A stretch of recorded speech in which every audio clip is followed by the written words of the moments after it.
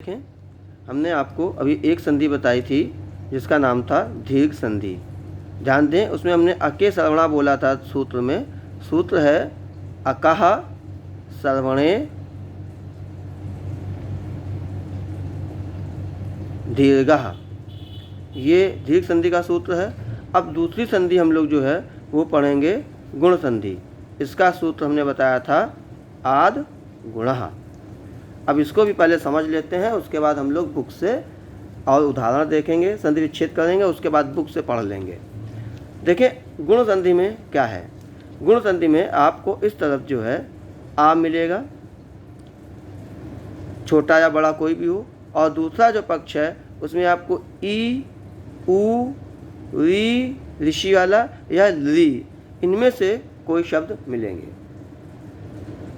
तो हम क्या करेंगे कि ई को ए की मात्रा ए, उ को ओ, री को अर आप देखें ऊपर की ओर जो शब्द में ऐसे लगाया जाता है ये मात्रा अर होगी। पढ़ने में अर आता है, जैसे गर्व, अगर हम यहाँ पर लिख के दिखाएं गर्व, तो इसमें देखो ये जो ये है ये अर शब्द निकलता है वाह के पहले, तो ऋषि को अर हो जाएगा और लरी को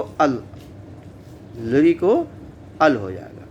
तो ये बात आपको इतनी सी ध्यान में रखनी है कि एक पक्ष में इधर आ मिलेगा छोटा या बड़ा, और दूसरी ओर ई, उ, री, लरी ये मिलेंगे।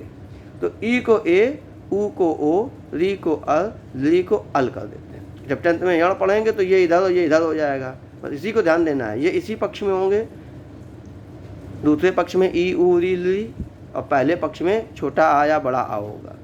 तो हम इसको इस प्रकार से चेंज करते हैं। इसके हम लोग एग्जाम्पल ले लेते हैं, जैसे कि एग्जाम्पल लेते हैं सूर्य उदय का। देखो सूर्य प्लस उदय, क्योंकि भानु उदय का ले चुके हैं तो उसमें भानु उदय में उ दोनों होता, भानु और उदय, तो वो दीर्घ संधि का एग्जाम्पल था। यहाँ पे हम आ, सूर्य, यहाँ आ है, इधर उ है, सूर्य उदय। अब ध्यान से समझें कैसे करेंगे, क्योंकि बुक में जाने के पहले तरीका मेथड समझ लेते हैं, फिर सारे उसके जितने दिए हुए हैं उनको रीडिंग कर लेते हैं। देखो सूर्य उदय, इधर आ है, इधर उ है। मैंने अभी दीर्घ संधि में पढ़ाया कि इधर पक्ष में जो वर्ड होता है जिसको हम लोग को चेंज करना है उसको मात्रा के रूप में चेंज करते हैं, इस बात को ध्यान दो। तो सूर्य उदय, तो ये हुआ सूर्यो। अब देखो क्यों, उ को किस में बदलना था, उ को ओ में बदलना था, तो सूर्यो, और ये वाला दय, तो ये हो गया आपका सूर्योदय। ये गुण संधि का एग्जाम्पल हुआ, सूर्य धन उदय, सूर्योदय। ऐसे ही दूसरा कोई हम एग्जाम्पल ले लेते हैं, ई का ले लेते हैं कोई, अगर री और लरी दोनों को ही हम लोग ले लेते हैं। देखें यहाँ पर एग्जाम्पल के लिए मैं बुक को खोलता हूँ, इसे देखें।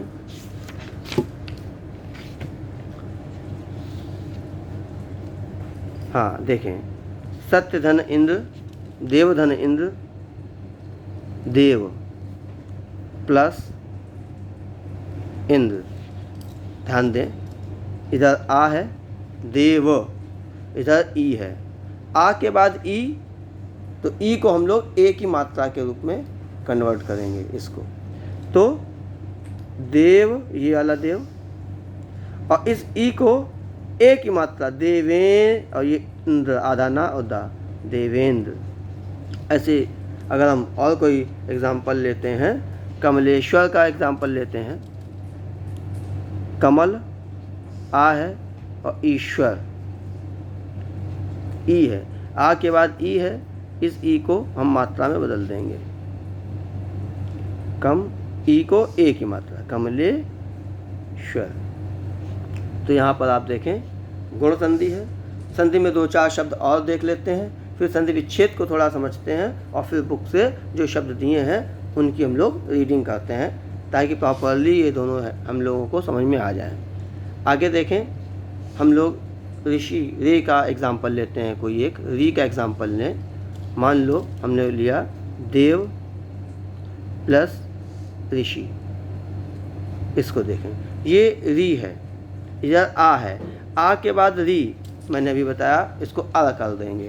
देखो ये आ, इधर आ होगा, दोनों में लिख सकते हैं आ प्लस आ प्लस आ प्लस। तो आ के बाद अगर री है तो री को हम अर की मात्रा में करेंगे। अर क्या होता है, ऊपर शब्द के लगेगा, वर्ण अक्षर के ऊपर मात्रा लगेगी। आप देखें तो देव धन ऋषि, तो ये ऋषि को री को हटाएंगे और इसको मात्रा में कन्वर्ट करेंगे। देव ऋषि, देव ऋषि है, देव धन ऋषि, तो देव ऋषि, देव ऋषि। अर जिसके ऊपर निकलता है उस पर लगाते हैं, शाह के ऊपर निकल रहा है तो शाह पे लगेगा देव ऋषि। ऐसे ही आप देखेंगे महाधन ऋषि, मह ऋषि हो जाएगा। देखें तब वो मात्रा आ की हटेगी, इस बात का भी ध्यान दें, महा प्लस ऋषि। तो ये महा आ है, ये री है, तो इस वाले की मात्रा लगेगी, री को अर में बदलेंगे तो ये बड़ी मात्रा हटेगी, तब महर्षि नहीं लिखेंगे, तब लिखेंगे महर्षि, मह। अब ये वाली मात्रा हटी और इसकी मात्रा आएगी तो ऋषि, महर्षि, महर्षि। ये आपका गुण संधि का एग्जाम्पल है। अब हम लोग देखते हैं कि संधि विच्छेद कैसे करेंगे। संधि विच्छेद के लिए देखें आप, शब्द दिया होगा तो जहाँ पर देखो मैं इसमें पांचों को लेना चाहता हूँ, चार कम से कम 4 संधियों को। एक आपकी दीर्घ संधि, एक आपकी गुण संधि, और एक वृद्धि संधि, और एक यण संधि। यह ध्यान दें। तो इनको जब शब्द, इनके शब्द दिए होते हैं तो उसको तोड़ने के लिए हमें क्या प्रोसेस अप्लाई करना है, क्योंकि सबको जब तक नहीं चेक करेंगे तब तक हम बता ना पाएंगे कि ये कौन सी संधि है। पहली बात तो आपके कोर्स में सिर्फ 2 हैं तो 2 पे ही फोकस करना है कि यही 2 होंगे, तो इनके ही नियम को आप फॉलो करके देखेंगे, हो रहे होंगे तो ठीक है। अन्यथा जब सारे देखने होते हैं तो ध्यान दें कि जब वृद्धि संधि होती है उसके जो शब्द होंगे उसमें अय की मात्रा या औ की मात्रा जरूर होगी, अय औ की। और यण वाले संधि में आधा अक्षर जरूर होगा, आधा अक्षर जरूर होगा। जैसे कि इसको हम देखें प्रत्येक, तो प्रतिधन एक, आधा अक्षर मिलेगा। इसको अगर हम बताएं तो आप कोई एग्जाम्पल ले सकते हैं, जैसे कि वृद्धि का सदैव, सदैव देखो अ की मात्रा जरूर मिलेगी, तो इनको अ और मिलेगा, इसमें आधा अक्षर मिलेगा। इसमें देखो ए ओ यही बताया था, अ और अल।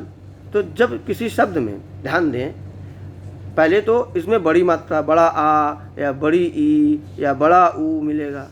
बड़ी मात्रा जहाँ लगी हो वहाँ से तोड़ के देखो, अगर वो टूट रहा है तो दीर्घ संधि। अगर उसमें ए ओ अल शब्द पढ़ने में आ रहा है तो उसको गुण से तोड़ के देखो। अगर उसमें अय या औ की मात्रा मिल रही है तो वृद्धि देखी जाएगी, और अगर आधा अक्षर मिल रहा है तो यहाँ से तोड़ के देखो। जरूरी नहीं है कि आधा अक्षर है तो वो यण ही हो, मतलब मैं बार बार क्या कह रहा हूँ कि वहाँ से तोड़ कर उसको देखो, वहाँ से उसको अलग करके देखो तो शब्द मिल जाएगा। जैसे कि इनको मैंने बताया कि सदैव, तो हम यहाँ से तोड़ के देखें, सदैव है, अय है तो सदा धन एव, वृद्धि का नियम है, 10th में पढ़ाया जाएगा। तो यहाँ पर तोड़ के देखेंगे, आधे से तोड़ के देखेंगे। ऐसे जब ए ओ अल मिला, अब मान लो कोई वर्ड आपको मिला जिसमें ए ओ या अल था, मान लिया हमने रमेश शब्द हमें देखने को मिला, रमेशा। तो देखो दीर्घ बड़ी मात्रा कहीं दिख नहीं रही है, तो इसका मतलब हुआ कि दीर्घ संधि यहाँ पे तोड़ के नहीं देखना है। और अय और औ मिल नहीं रहा है तो वृद्धि का भी नहीं, आधा भी नहीं मिल रहा है, तो गुण संधि को तोड़ के देखो ए। तो ए किसको किया जाता है, जब आ के बाद ई होता है तो ई को ए की मात्रा, नियम याद करने पड़ेंगे। तो अब इसका उल्टा चलो, ए को ई की मात्रा में कन्वर्ट करो, यानी इस तरफ तो ई होगा, छोटा या बड़ा, तो ईश इधर हो गया ईश। अब इधर बचा तो इधर आप देखो राम, रमा धन ईश रमेश है, राम है रमा होता है, क्योंकि या तो राम होता तो राम मात्रा लगी नहीं है तो रमा वर्ड होता है रमा धन ईश रमेश। तो इसका संधि विच्छेद ऐसे हो गया। ऐसे ही अगर हम दूसरा देखें, मान लो सूर्योदय का जो पढ़ाया था उसी को देखो, अगर लिखा होता सूर्योदय तो फिर देखो बड़े आ की मात्रा, बड़े ऊ की मात्रा से यहाँ से तो टूट नहीं रहा है, तोड़ के देखो अलग, इधर ऊ कहाँ आएगा सू, और इधर उदयो नहीं बना ना, तो इसका मतलब नहीं बन रहा है। अब अय है नहीं, औ है नहीं, आधा अक्षर है नहीं, तो गुण संधि को चेक करो, निगेटिव अप्रोच लेके चलो। तो जब उसको आप चेक करोगे तो ओ मिल रहा है, तो ओ ऊ से बनता है तो इस तरफ ऊ हो जाएगा और दय हो जाएगा, तो इस तरफ का शब्द मिल गया। अब इधर आ पे ख़त्म होगा सूर्य, तो बस समझ में आ गया कि सूर्य प्लस उदय सूर्योदय।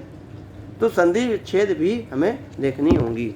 ऐसे ही अगर हमने यहाँ पर दूसरा शब्द लिया, मान लो लेते हैं कपीशा, कपीश या कपीशा। अब देखो यहाँ पर ए ओ अरल तो है नहीं, इसका मतलब गुण तो है नहीं। अब आप में जब दो ही कोष में है तो दीर्घ चेक करो। दीर्घ कहाँ से चेक होगी? बड़ी मात्रा से चेक होगी। ये बड़ी मात्रा लगी है तो दोनों ओर ई को लेके चेक करो। तो इधर हमने किया कपि बन रहा है बंदर, और इधर ईश दोनों बन रहे हैं, तो कपि धन ईशा कपीशा, ये हो गया। अब यहाँ विसर्ग देखकर इसको विसर्ग संधि मत कहना। विसर्ग संधि यहाँ नहीं, अगर विसर्ग संधि का एग्जाम्पल होता तो विसर्ग संधि इस पक्ष में बाद में मिलता पहले, ठीक है ना। तो ये विसर्ग संधि नहीं है। तो कपीशा कपि धन ईशा। तो इस प्रकार से हम लोग संधि विच्छेद करते हैं। वीडियो लंबा हो रहा है, अगले वीडियो